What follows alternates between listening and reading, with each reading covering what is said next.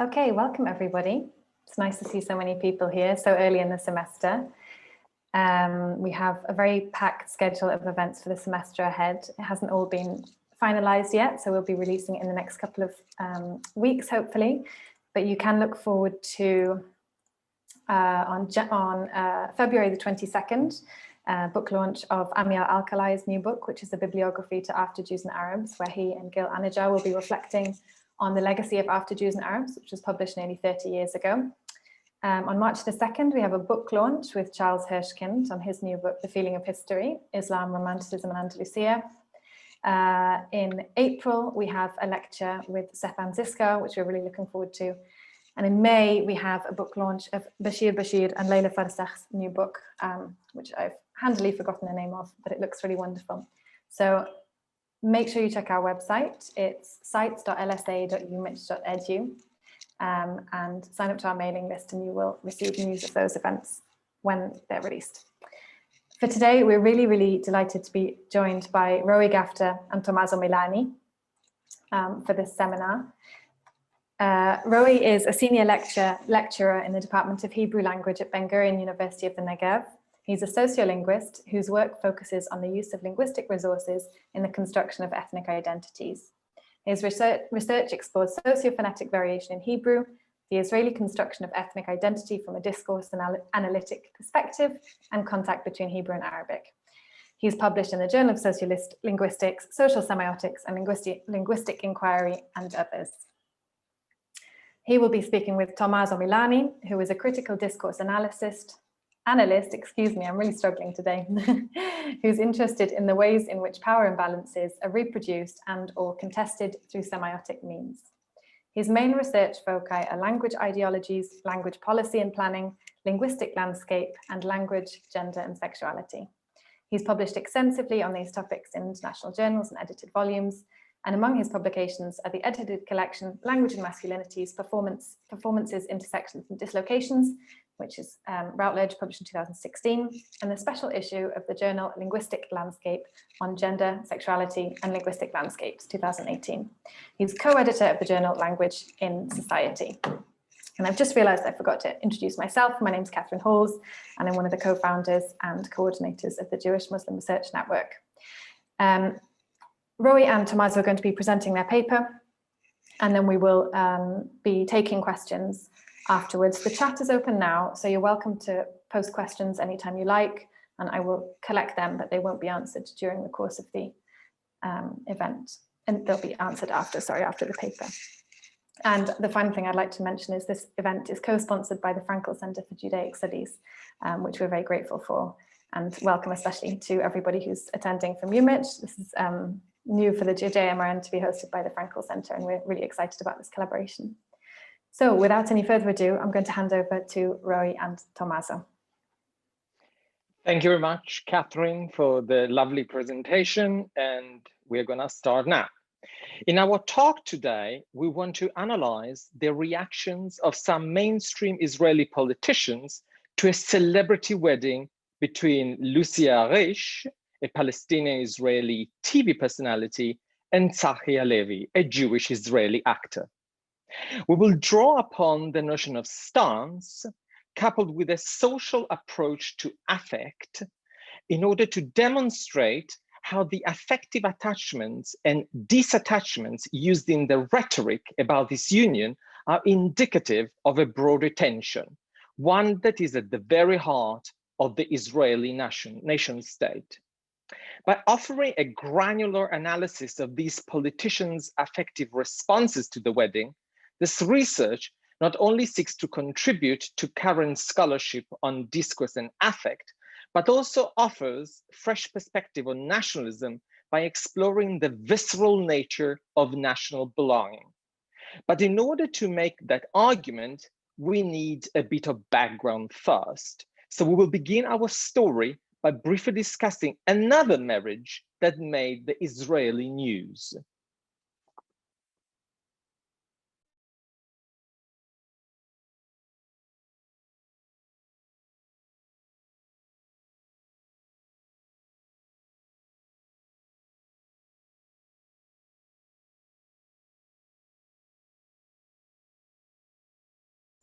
Sorry, I'm presenting from another computer and I couldn't unmute myself. But what we did want to say is that in 2014, Mahmoud Mansour, a Palestinian Muslim from Jaffa, was planning his wedding with his fiancée Morel Malka, who was of Jewish heritage but had recently converted to Islam. The matter became public when Israeli extreme right fringe group Lehava intervened. As spelled out in their mission statement, Lehava strives towards saving the women of Israel who have been tempted to have a relationship with a goy, that is, a non-Jewish man. Lehava got hold of the wedding invitation and posted it on their Facebook page, calling upon the public to stop the wedding. The wedding took place under considerable police security, which prevented anyone from crashing the wedding.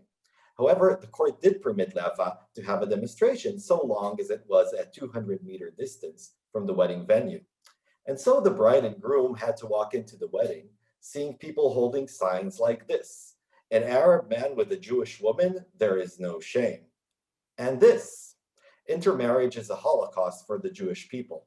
Now, those of you who can read Hebrew may notice that the word that we translated as intermarriage is hitbolelut, which has a broader meaning, and we will get back to that since the exact terminology here is very important.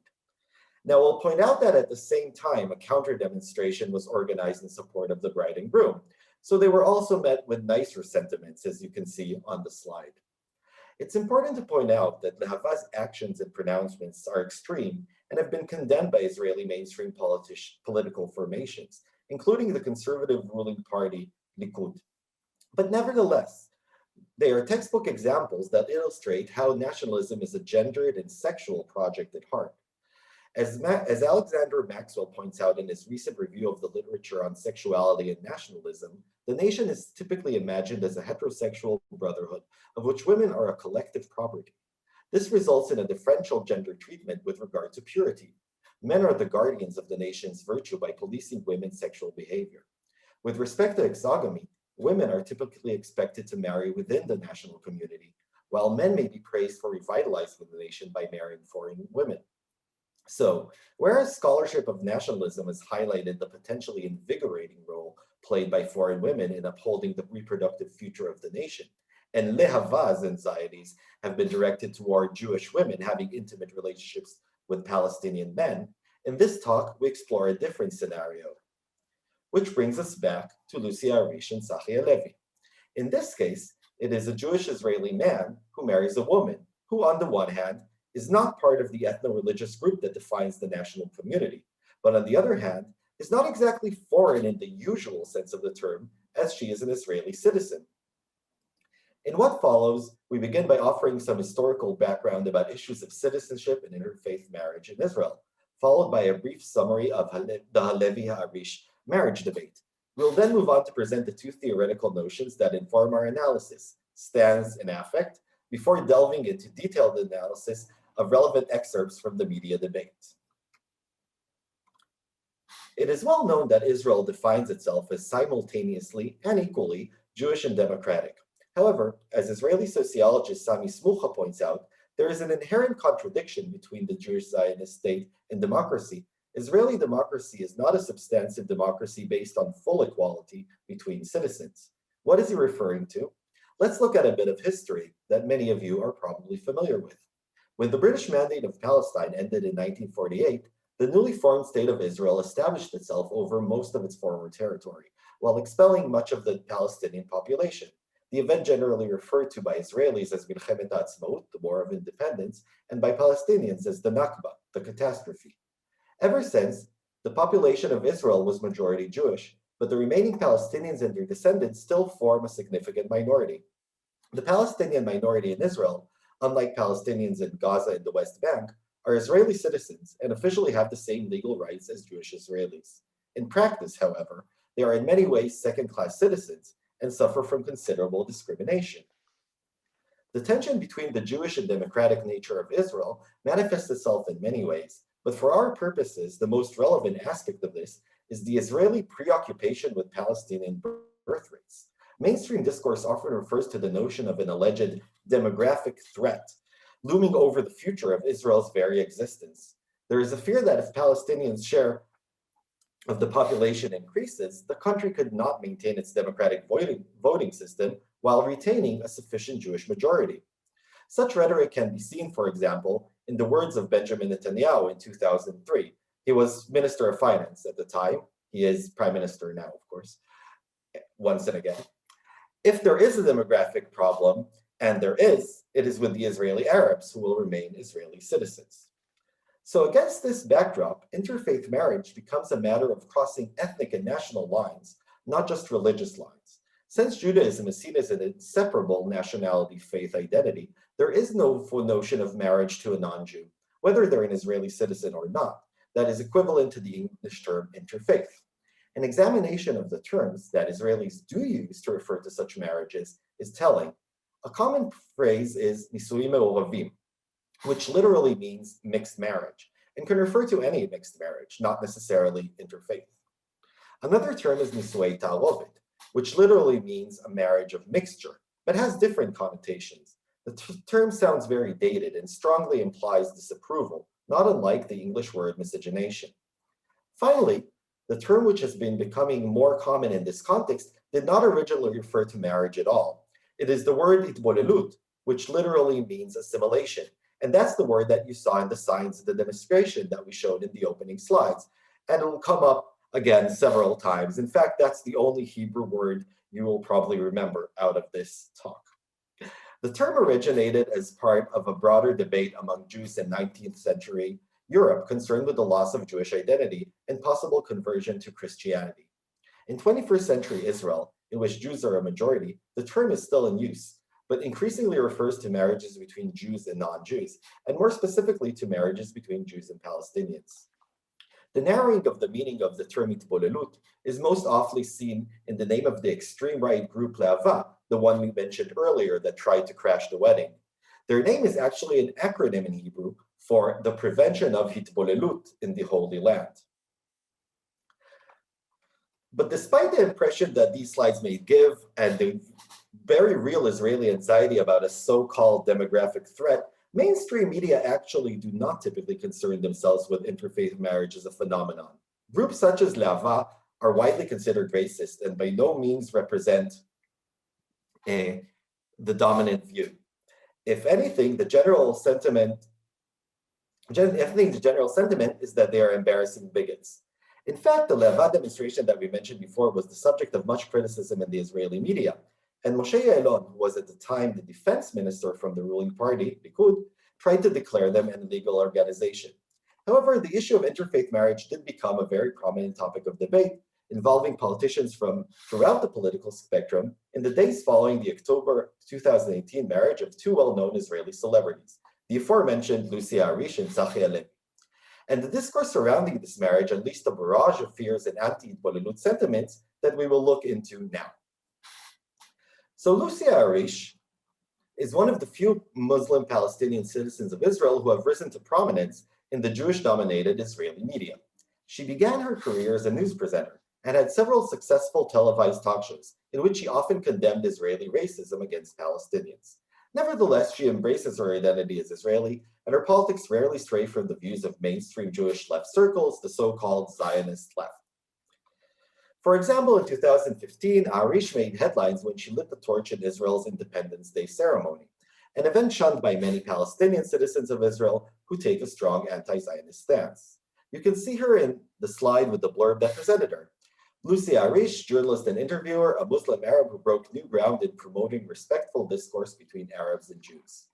As you may guess at this point, Aharish is a divisive figure. Although she is generally embraced by the Jewish Israeli establishment, she suffers online harassment from right-wing groups.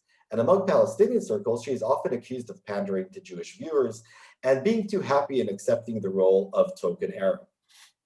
And now for the group. Tzahi Halevi is a Jewish Israeli actor who became famous in Israel after appearing in the successful television show Fauda, in which, it's interesting to point out, he portrays an Israeli special forces officer who is undercover in the West Bank, impersonating a Palestinian. On the slide, you can see him in character on the show, which was a very big hit in Israel. More recently, he won the Israeli edition of the reality show The Masked Singer, so you can see him there too, except that in the show they wear a mask, so you can't actually tell that the rooster is him. The person on the bottom right is again Lucy Aharish. She was also on the show. So Halevi and Aharish had been dating for several years, but did not make their relationship known to the public until their wedding. The marriage was initially not headline news and was originally reported in celebrity gossip columns, as you might expect. However, interest in the wedding quickly moved from the gossip pages to the social media accounts of prominent politicians, thereby revealing the emotional short-circuiting that this marriage caused in the Israeli psyche.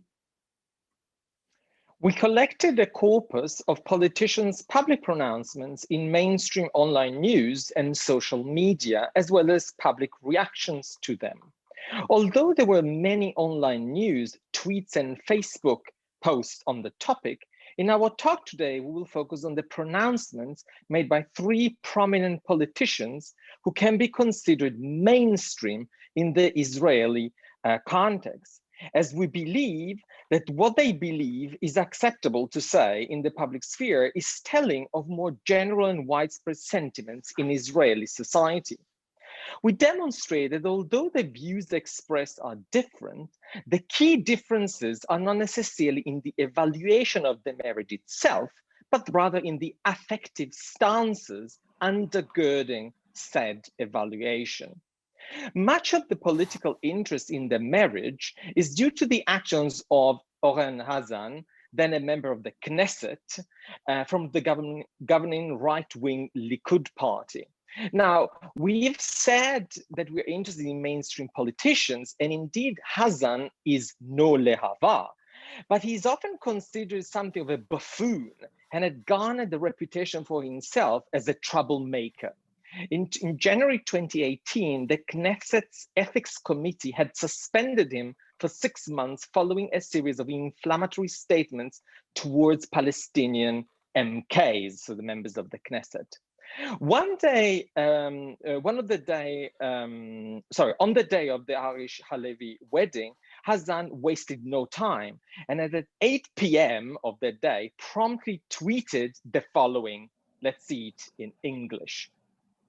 I don't blame Lucy Aharish for seducing a Jewish soul in order to hurt our country and prevent more Jewish descendants from continuing the Jewish lineage. On the contrary, she's welcome to convert to Judaism. I do blame Tzahi Islamified Levi for taking Fauda one step too far. My brother, snap out of it.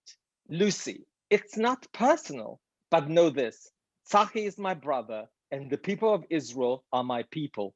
Enough with the hitbolelut. Clearly, there's a lot to unpack here, which brings us to the notion of affective stance and the role of affect in discourse more generally. As I'm sure you all know, over the last few years, there's been increased interest in affect in the social sciences and the humanities.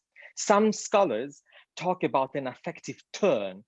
Sociolinguistics and discourse analysis are no exception. And we believe that an analytic focus on affect allows us to achieve a more nuanced understanding of social structures and practices, as well as gain deeper insights into the ways in which mainstream sexual politics works.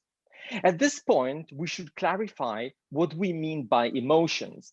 Drawing upon the work of cultural theorist Sarah Ahmed, we believe that emotions should be taken into consideration less for their ontological status than for their performative ability, and here I quote from Ahmed, to do things, align individuals with communities of bodily space with social space, and mediate the relationship between the psychic and the social, and between the individual and the collective, end of quote. According to such a performative perspective, emotions are not states lodged somewhere in people's minds or body, but are social forces that produce, circulated, and materialized semiotically through language. That is to say, finding affect in discourse is not an esoteric quest of what is prior or external to the realm of the semiotic. Quite the contrary, from an analytical point of view, the focus on affects aligns nicely with the tried and true methods of social semioticians and discourse analysts, analyzing meaning-making practices and their textual outcomes. Inspired by the work of Ian Burkitt, discursive psychologist Margaret Wetherell explains that feelings are not expressed in discourses so much as completed in discourse. That is, the emotion, terms, and narratives available in a culture, the conventional elements so thoroughly studied by social constructionist researchers, realize the effect and turn it for the moment to a particular kind of things. What may start out as inchoate can sometimes be turned into an articulation, mentally organized and publicly communicated in ways that engage with and reproduce regimes and power relations. Investigating affect then entails focusing on the visible practices through which emotions are produced and taken up within specific constraints. According to Wetherell, such an analytical quest should be pursued through eclectic means, which includes inter alia conversation analysis, discursive psychology, multimodal analysis, and so forth. In our view, the notion of stance also should be included in the analytical bag because it provides us with a useful tool through which to grasp the relationship between identity and affect without losing sight of power. Stance has been famously defined by John Dubois as a public act by a social actor achieved dialogically through overt communicative means, through which social actors simultaneously evaluate objects, position subjects, themselves and others, and align with other subjects with respect to any salient dimension of the sociocultural field. The notion of stance has since been the focus of much discussion in the sociolinguistic and discourse analytical literature. We believe that it is particularly suitable to offer a granular picture of speakers' identity positionings and their emotional layerings. The three facets of stance taking, evaluation, positioning, and alignment have been captured visually through what is called the stance triangle. As we will show, the role of affect in this triangle is sticky, to quote Sarah Ahmed. It plays a role in gelling the interstices between evaluation and positioning. Put differently, affect is part and parcel of the creation of a variety of attachments to people, objects, and socioculturally relevant phenomena. In the specific case we examine here, we will show how affect laminates the discursive manifestations of one, the relationship between Israeli politicians and a specific object, a celebrity marriage between a Jewish man and a Palestinian woman. Two, these politicians' positionings of themselves and the main protagonists in the marriage. And three, their alignments vis-à-vis the imagined community of the Israeli nation. We can now go back to examine Hassan's tweet. The tweet clearly forms a dialogic stance act, but one that does not completely align with Dubois' triangle model that we just saw. We might have expected Hassan to be addressing some imagined average Israeli Twitter reader with the being the shared stance object. But that's not what we get here. Even though the appraisal of the Halevi-Aharish wedding is the very reason why the text exists, it is noteworthy that Hassan actually never overtly evaluates it. Rather, he opens with a series of positionings in relation to the main participants in the event with a view to determining who is to blame or not. The use of blame here makes it clear that from his viewpoint, the marriage should be assessed in terms of culpability. It is conceptual as a crime. Hassan has positioned himself as judge and jury. Whereas Hassan divides the blame in a certain way, his affective attachments and disattachments tell a different story. For him, out of the three people involved, it is he and Halevi who have a natural bond, not the newlyweds. Halevi, who is allegedly the one to blame, is chastised in terms that simultaneously express alignments, my brother. Conversely, although Hassan is ostensibly not blaming Aharish, the use of the word seducing is in itself an admonition invoking the Orientalist trope of the over-sexualized East.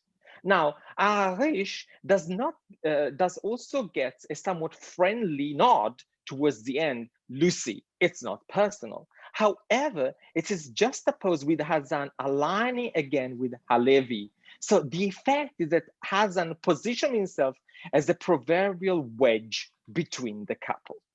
Hazan seemingly negates the racism implied by his tweet by framing the issue as simply a matter of faith. Lucy is welcome to convert. But when we see the discrepancy in the effect received, it appears less than certain that his gatekeeping will stop should Aharish convert to Judaism. To sum up, Hazan's tweet showcases the nature of emotional argumentation. He offers an affective patchwork that oscillates between blame and sympathy, with the looming sense of urgency and differentiated affective attachment, allowing him to vehemently reject the marriage and yet never resort to overtly racist terms or explicitly refer to the marriage at all. So Hazan's tweet was a spark that ignited a media firestorm. Over the following couple of days, a large number of Israeli politicians also felt the need to comment on the matter. In Israel, everybody has an opinion. Many did so to critique Hazan's original tweet and called out its thinly veiled racism while congratulating the happy couple. But although Hazan was generally critiqued and mocked for his statement, the anti-Itbolelut sentiment that he raised was in no way unanimously rejected. And it is these non-rejections, if you will, that we believe are the most interesting. We'll begin with the Minister of Interior Affairs at the time, Aryeh Deri, of the religious right-wing party Shas. In a live radio interview broadcast the day after the wedding, the interviewer asked him if he congratulates the couple. Even without going into the context of what Deri said, we think that the interviewer's belief that the topic merits discussion with the Minister of Interior Affairs, as well as the minister's willingness to engage in this conversation, speaks volumes to the extent to which the marriage struck a nerve among Israelis. But let's have a look at what Deri actually replied, because as you can see, it's not exactly congratulatory. It's clear to me that Lucy did not intend to betray the state of Israel, and that they are a couple who are in love and are getting married. But this will not be the right thing for either of them. They will have children, and they will have a problem with their status in the state of Israel. If she desires a Jew, I think conversion can serve that. The matter is personal between them, but if I am asked, I must say that it is our duty to conserve the Jewish people.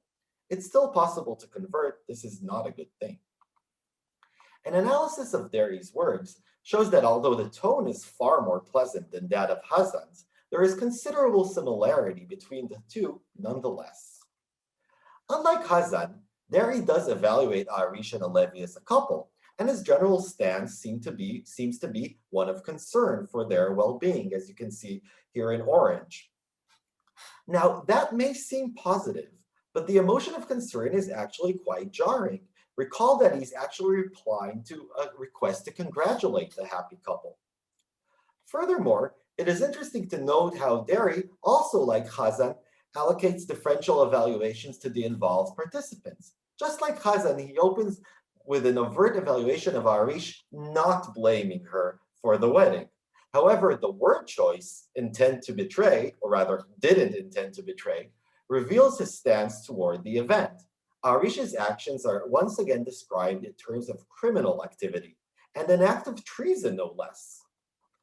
Another point of similarity is that Deri also speaks of Aharish's desire, once again conjuring the image of the Oriental seductress. It's interesting to note that unlike Aharish, Halevi himself is actually never mentioned separately in Deri's words, as if he were an unwilling participant lacking any agency or desire of his own. And finally, like Hazan, Deri frames his objection as only a matter of faith, avoiding any explicitly racist opposition to the marriage. It's still possible to convert. However, his invitation for Aharish to convert also sounds rather ambivalent, And his final words can certainly be understood as a rejection of the marriage in general, whether or not Aharish converts. The previous example that we saw from Derry, and those familiar with Israeli politics would know where Shas lies on the spectrum, may give the impression that it was only right-wing politics who were objecting to the marriage. However, it's not the case, and it's not the case that all the non-right-wing politicians were happily congratulating the couple. Critique of the marriage was actually not limited to the right wing or to religious parties. Of particular interest here is Yair Lapid, the chairman of the centrist party called Yesh Atid. Lapid's entry to Israeli politics was fairly recent, following a successful career as a journalist in which he made a name for himself as the voice of the Israeli consensus, neither too left nor too right, a perception that he wholeheartedly embraced. He used to start his columns with, "What sounds Israeli to me?" Now, Lapid has enjoyed considerable success in various rounds of elections, and as you probably know, we have a lot of them in Israel. So we think that his take on thorny topics can be considered indicative of what Israelis deem as an acceptable mainstream position. So what did Lapid have to say? 4 days after the wedding, Lapid was interviewed on the radio on the topic. Afterwards, he posted a very lengthy post on Facebook discussing both the radio interview and his views on the Tzahi Halevi marriage. Due to the length, we will only look at some relevant excerpts. So Lapid starts with, "I love Lucy Aharish. I'm happy for her on her wedding. I think that the attacks on her in the last couple of days have been disgusting. The discussion about hitbolelut should not be done on top of a young couple that has just gotten married. That doesn't mean that there's no place for this discussion. That doesn't mean there's no problem. But it's obvious that two private individuals have the right to marry whomever they like." So the opening paragraph makes it pretty clear that Lapid approaches the issue quite differently from Hazan and Derry. To begin with, his initial words brim with positive affective stance, expressing his fondness toward Aharish. "I love Lucy Aharish," and his excitement about the wedding. Moreover, unlike Derry and Hazan, who do not blame Lucy for the wedding, here it's not spoken in terms of blame. Lapid explicitly says that getting married is within Aharish and Halevi's right. And his strong affective stance is further articulated in describing the attacks against her as disgusting. But in spite of all this affective alignment with Aharish, Lapid's text actually does not take an unequivocal stance against the critique of the wedding. There's always a but. And in this case, the opening paragraph ends with some impressive backpedaling from what the former affective attachments may have implied.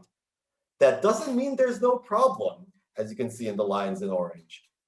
As we see here, this paragraph features seemingly incompatible stances, going directly from calling the attacks on the marriage disgusting to stating that that doesn't mean there's no place for this discussion. Now, one might assume that denouncing something as disgusting does in fact exactly mean that there is no place for it. However, as pointed out by James Martin, it is in the nature of emotional claims to never be fixed and always be open for debate. Lapid's affective somersaults can therefore serve as the glue to hold his disparate arguments together. According to Lapid, Aharish and Halevi certainly do have a right to get married, but that does not mean that he does not object to hitbolelut, nor that the matter should not be discussed. The couple's right to get married is seen as no more important than the right of Israelis to be against such marriages or the right of Israelis to express their opinion on this private matter. Let's have a look at some more of what Lapid has to say. After all, it's not just us Jews who have a problem with hitbolelut. The vast majority of Christians, Muslims, and people of all other religions would prefer that their children marry within the community. It's natural, and it's just human. Yes, I want my grandchildren to celebrate Passover and Hanukkah. I want them to feel a deep connection to the state of Israel. It's important for me that they speak Hebrew and feel a part of this chain of generations. I don't think that is condescending or xenophobic. Although Lapid declares that his position is not driven by xenophobia, the arguments that he raises against hitbolelut highlight the Israeli confound that we already mentioned between the notion of religion and nation. Like you see in Tshai, yes, I want my grandchildren to celebrate Passover and Hanukkah. I want them to feel a deep connection to the state of Israel. It's important for me that they speak Hebrew. Now, Aharish's grandchildren might not celebrate Passover. I honestly have no idea how they plan on raising their children. But she does, of course, speak Hebrew, and she expresses a deep connection to Israel, as evinced by her appearance in the National Independence Day ceremony, which you saw in the earlier slides. In fact, if cultural assimilation truly were what Lapid was worried about, he should have no cause for concern. It's clearly Aharish the one, it's clear that Aharish is the one that's doing the cultural assimilation, not Halevi. But arguably, the fact that Aharish so clearly presents a model of a Palestinian who embraces Hebrew, Israeli identity, and assimilation into Jewish Israeli society is precisely what makes her so threatening to the Zionist definition of the nation. And Lapid most certainly does feel threatened.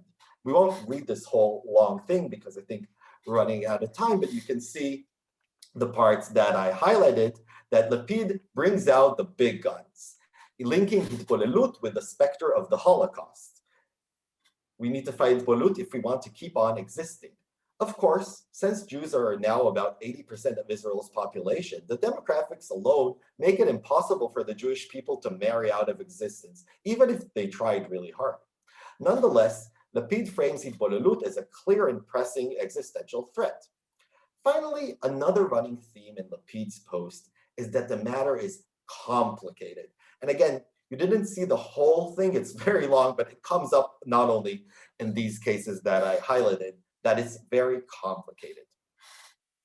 And most Israelis, as Lapid says, can sense this complexity. So Lapid creates a false equivalence between the extremists on both sides who fail to see the complexity of the situation, allowing him to position himself as a voice of reason, between those objecting to the marriage because of racism and those unwilling to say that there is a problem with it, allegedly because of hypocrisy. However, even though Lapid sees himself as being in the middle, when you look closely, you can see that the supposedly complicated viewpoint that he presents is really not that different from Hazan's rejection of the marriage. So you can see here that he says, Smotrich and Oren Hazan talk in terrifying terms of racial purity. Smotrich is another right-wing minister of Knesset that had things to say about the marriage, but we won't go into that here. You can imagine the tone. But actually, as we saw earlier, Hazan didn't actually use terrifying terms of racial purity either. However, the racist implications of Hazan's positions are arguably there in Lapid's post as well, as he discusses the marriage in terms of a threat to the very existence of the Jewish people. So although Lapid officially objects to Hazan's post, it appears that what he actually opposes is Hazan's lack of decorum, not his assertions or the ideologies that motivate them.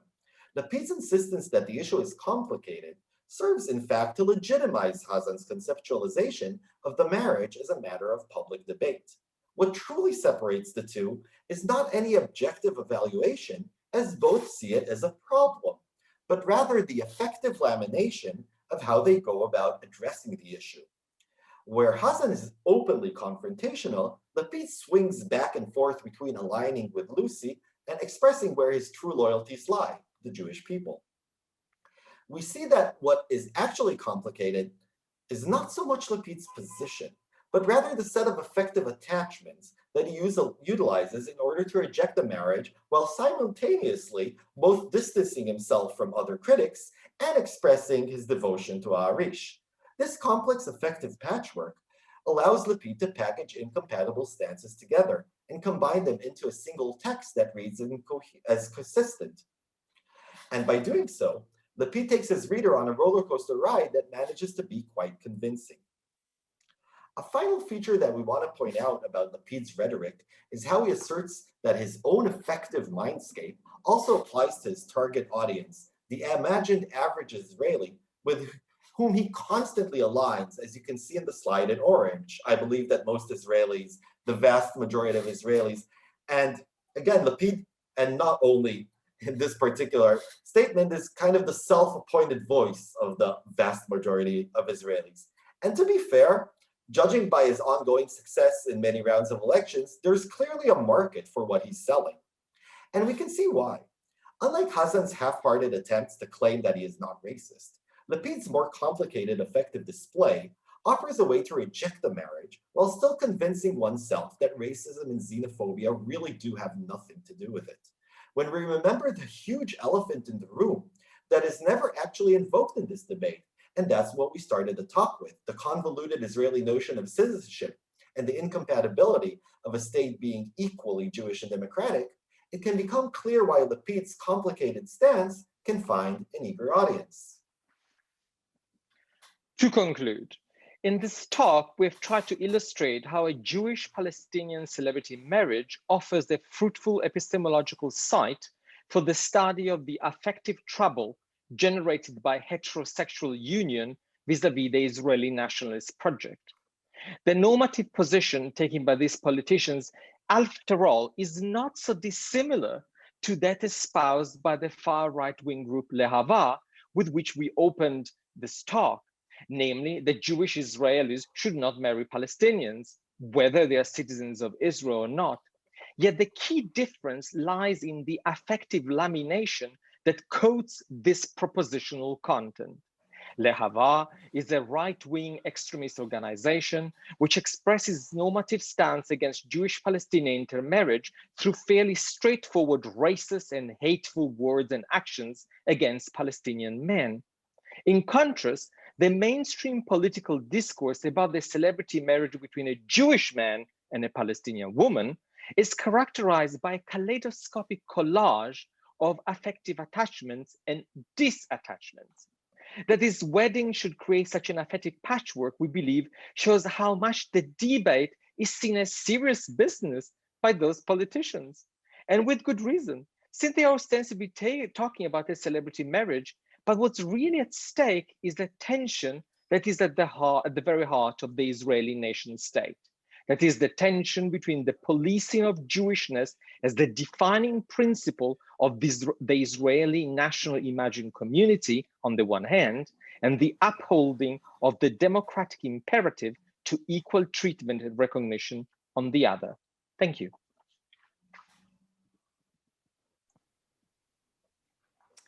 Thank you very much both for that fascinating paper. I particularly enjoyed your detailed analysis there of the many linguistic sleights of hand going on in Yair Lapid's statement. That was really fascinating. I'd just like to remind everyone in the audience that if you have any questions, you're very, very welcome to type them in the chat. I'm going to begin by using my chairperson's privilege to ask a question of my own. And that's about something you mentioned close to the end that didn't go into, which I thought sounded really interesting. And this was the idea that Lucy Aharish is particularly threatening because she is an assimilated woman. And that's very different to, for example, in the European context, one example that comes to mind is the idea of, aggressive Muslim male sexuality, which is so often drawn upon in nationalist discourse. This is a really different kind of image of a threat from outside. And I'm very curious to hear if that has any particular resonances in the Israeli context, and just to hear a little bit more about the idea in general. Should I start, Tommaso? Or? Shall I just start very briefly? Because yeah. In Sweden, there's something that Roey and I have talked at length, because we thought, oh my word, like if this had been like playing out, I don't know, in Sweden or in Italy, Lucy Aharish would be like the ideal migrant for the state. Viewed from, seen from the part of the state. She would consider like the ideal migrant. But here instead is completely different. It's completely different, and that's Roey, if you want to. Yeah. So exactly. We did actually talk about this a lot. So I was going to say the same thing, and I think we didn't really go into this. In depth, but yeah, I think there's something really fascinating about. I think there's something really fascinating about the threat that Lucy, because she again offers this model that, as Tommaso said, allegedly you should be excited about, right? Like this is exactly what theoretically you would want, but that's really not the case, and that really highlights, we think, that the actual policing here really is about Jewishness and not any kind of cultural assimilation story that they may be telling themselves and and others, but certainly themselves as well. That's fascinating, thank you.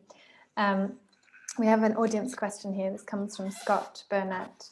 He says, I wondered how the Du Bois triangle could be used. Are you just crossing it out, or is it useful to thinking through other aspects of stance in the data?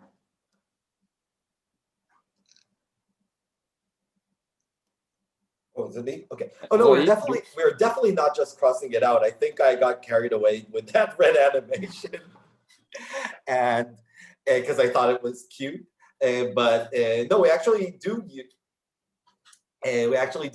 it quite a bit in our analysis. What we just wanted to point out is that when you look at this kind of data, it's not necessarily the points on the triangle are not necessarily what you might intuitively expect.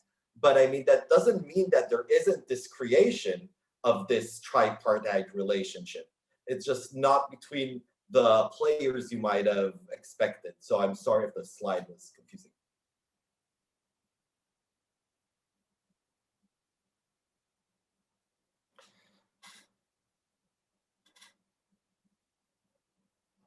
Sorry, I was just saying our audience members are rather shy today, but we have a question from Adi Barat, who is another coordinator of the Jewish Muslim Research Network. And he says, this talk highlights a central tension in Israel between the idea of democracy and Jewish supremacy. What do Roey and Tommaso think of Abraham Borg, who recently has asked not to be registered as a Jew in Israel? Is it possible to be Jewish in the eyes of the state and democratic in Israel today? So that's a very big question, and I think it's well beyond the scope of our paper. I think I'll answer first by saying I think what makes the data interesting and what I think kind of what attracted us to it to begin with is that it really highlights what you said. This is like kind of the defining question, right?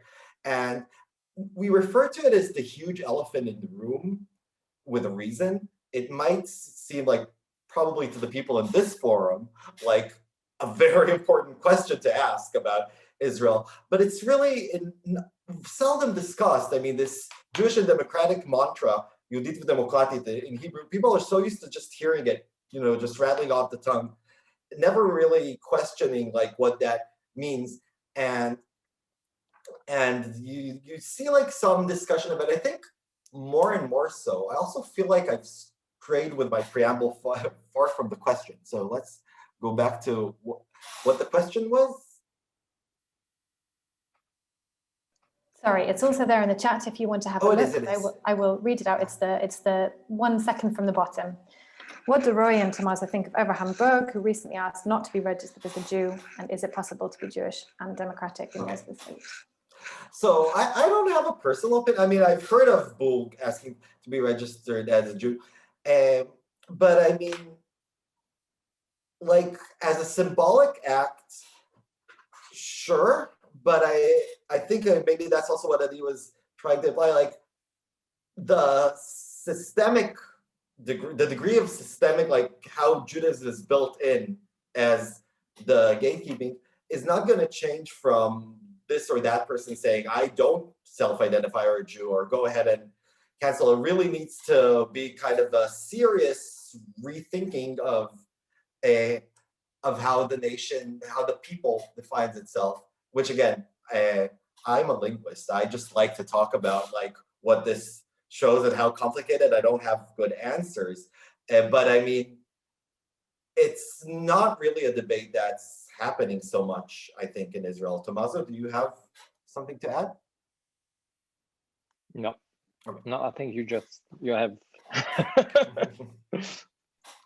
Well, we have a couple more questions here. This first one comes from Karen McGinnity, who asks, to what extent are the objections related to the partnerships you analyze being Jewish Muslim specifically rather than Jewish Christian?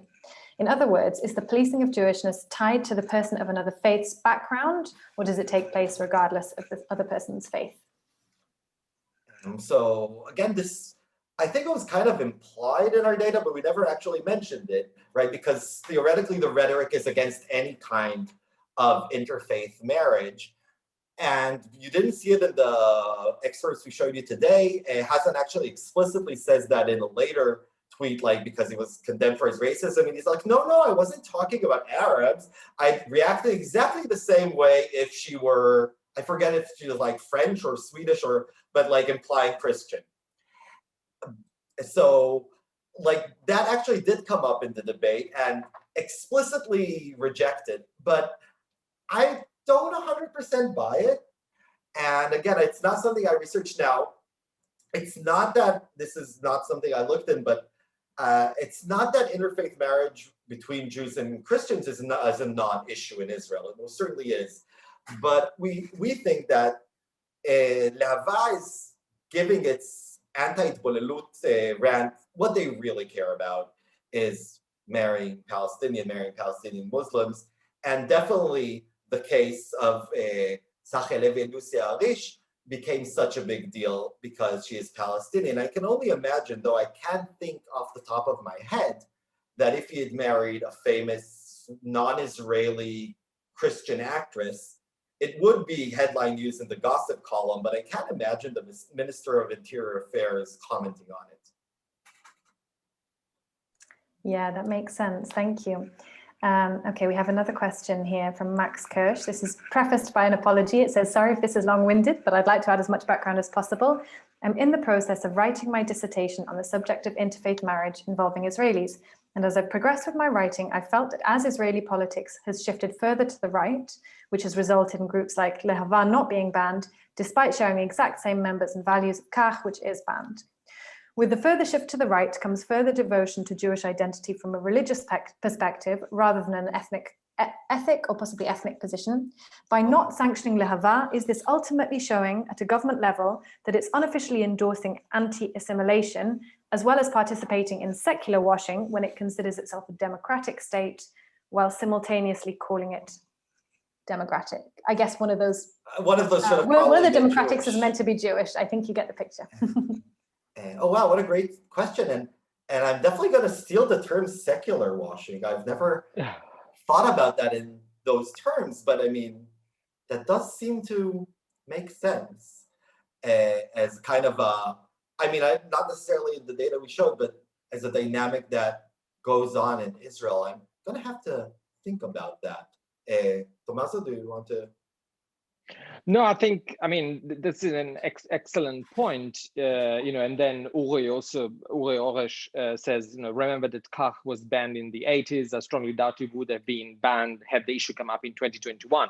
I mean, absolutely. I would say that so Israel's not banning of Lehava sends a specific message, right? It creates a specific regime of when it comes to interfaith marriages, but again, like I want to bring, and this is a very good point, but I also want to bring our conversation back to the specific statements that we analyze, because we really want to make the point about how a lot of these politicians would take strong positions against Lehava, right? Yeah. So they would all, I mean, I cannot speak on behalf of all of them, but many of them, I mean, they wouldn't say it explicitly, like that they are in favor of Lehava. So that's why they do all this kind of roller coaster, this kind of rhetorical roller coasters, to say things that are similar to what Lehava says,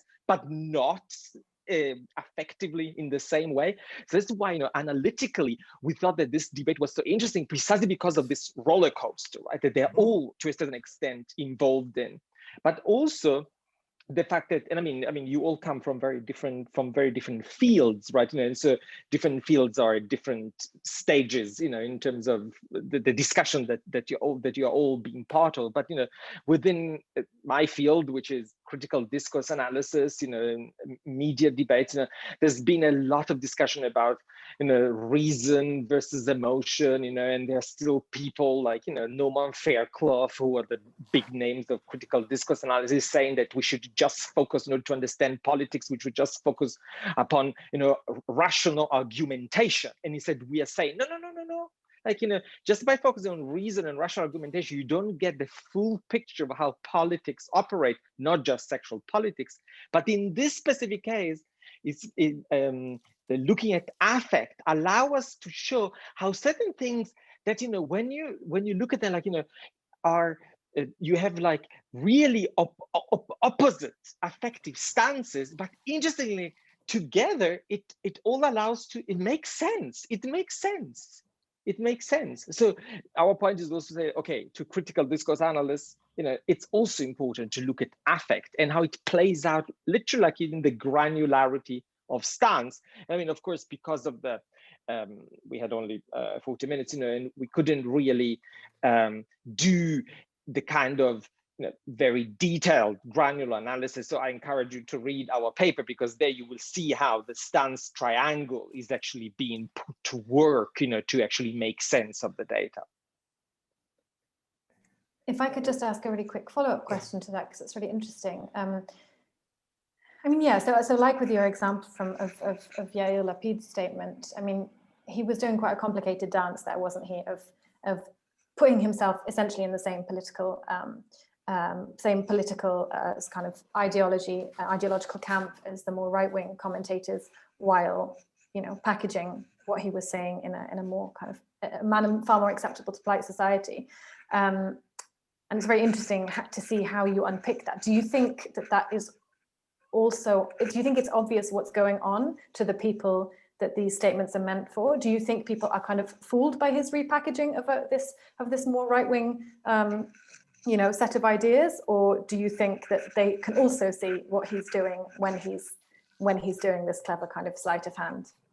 So that's really interesting. I mean, I don't think it's so much in the realm of fooling, as in so much it kind of, like I said, it's kind of alluring in the sense that you don't want to think of yourself as racist, right? And you object to exogamy. And I've noticed that in the chat that Dani mentioned, and I of course agree that Israelis, many of them will object to exogamy, but still you don't want to think of yourself as racist.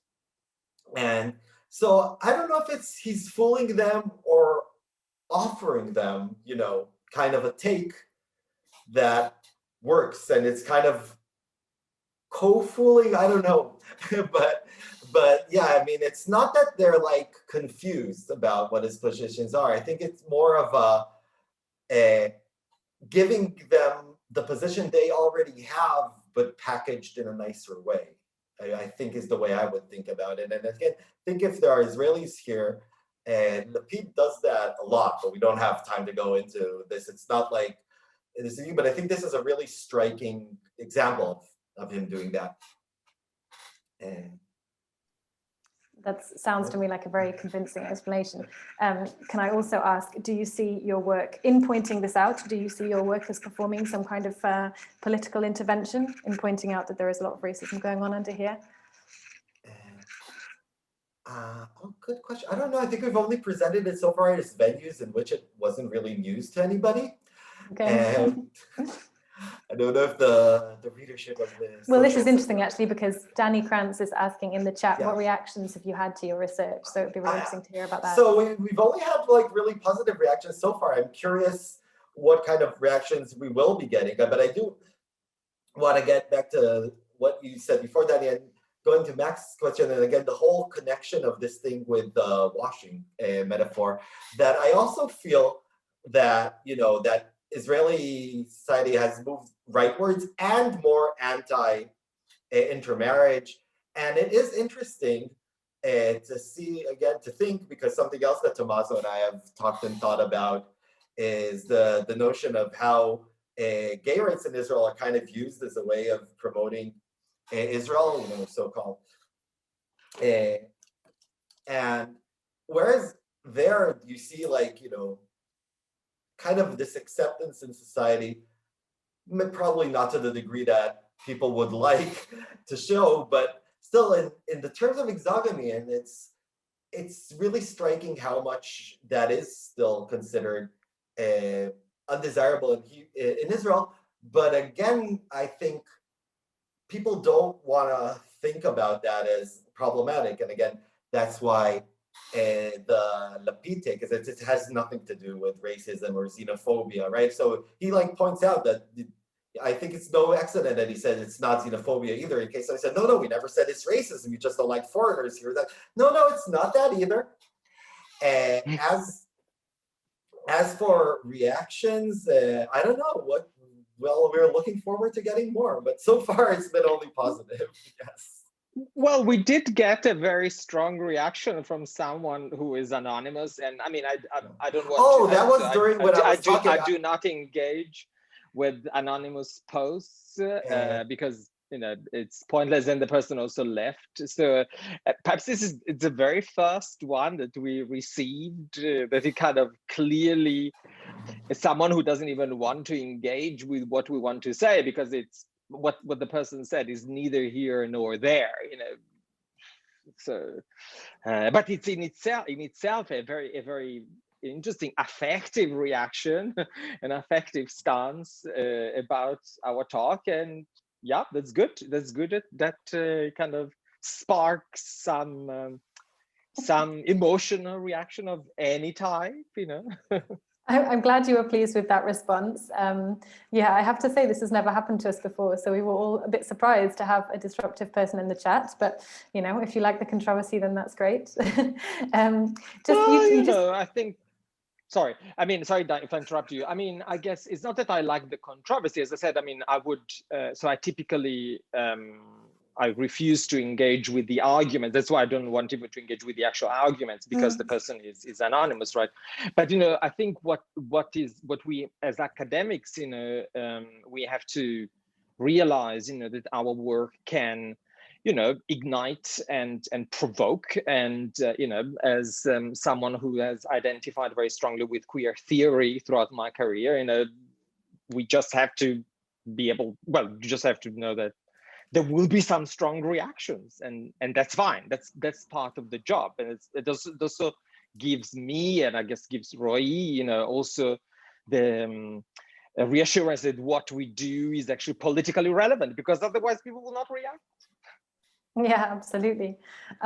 You've just made me think of something else which I'd been meaning to ask, which is about the title. I mean, you made it very clear in the title that you're talking about a heterosexual union here, and obviously that's not the only kind of controversy that goes on in Israel.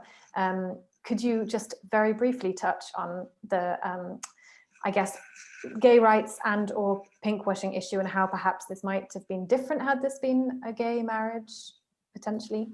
Yeah. So, I mean, I have been working on issues of, called differently pinkwashing, homo-nationalism. Anyway, the way in which sexuality is being harnessed into the Israeli national imagery for many years, together with another scholar, Erez Levon, but also together with Roey and Erez. Together we have co-authored a variety of papers, and precisely a lot of the literature focuses on homosexuality, right? The literature on sexuality and nationalism focus on homosexuality, especially in the context of Israel, about the issue of homonationalism, but also because homosexuality is often being perceived, as the threat to the nation, right? In other contexts, right? So in this specific case, it was interesting to see how a heterosexual union, but of course, this heterosexual union of a specific kind, is also in this case perceived as threatening to the nation, right? So that's why we thought that, oh, that's interesting. Like, I mean, I haven't worked very much in my work on heterosexuality, and I thought that this was an interesting case of heterosexuality that could spark some debate. Very briefly, I mean, I guess our audience is very knowledgeable about homonationalism in Israel, and I believe that homonationalism is constantly changing, in the Israeli context. And I think it's important to remember, however, that it's not just homonationalism that needs to be taken into account, but also how a specific form of heterosexuality and heterosexual union also sparks debates. Absolutely. Do you have anything to add to that, Roey? I mean, just in a word that, again, it is interesting to kind of think because, again, those of you like are familiar with the Israeli discourse, gay rights have gotten better, but of course, a lot of Israelis are also homophobic. And you do wonder, you're saying, how would this have played out with a gay couple? It is kind of hard to imagine. I was like trying to think of like two gay celebrities and one of them being Palestinian and they get married. And I don't know, I mean, I think that because it runs into so many like confounds in the sense of, there is no actual gay marriage in Israel to begin with. So maybe it would have been taken less seriously, or maybe it would have been somehow seen as more favorable because the people that have this knee-jerk seeing the marriage between Aharish and Tommaso as a thread, like I said, the thread, because it's not doing what a heterosexual marriage should do, right? It's like bring babies to the nation, or it brings the wrong kinds of babies.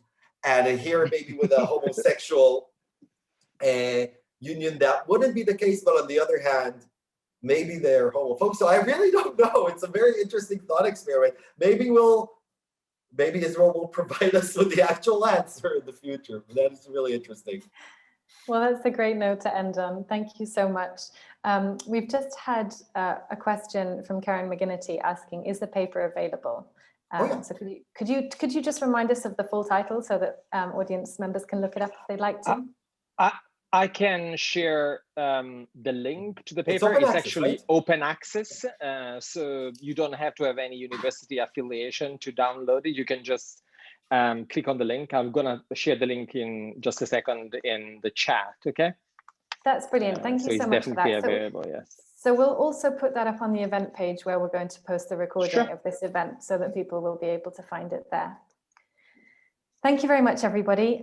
Please do check our website. That's where the recording will be posted and where news of further events will be posted. Just to remind you, that's sites.lsa.umich.edu/JMRN, or you can Google Jewish Muslim Research Network. And I think it just remains to me to thank Roey and Tommaso once again for this wonderful talk. Thank you for having us. Thank you. Thank you. It's a pleasure. Thanks. Bye. Bye-bye.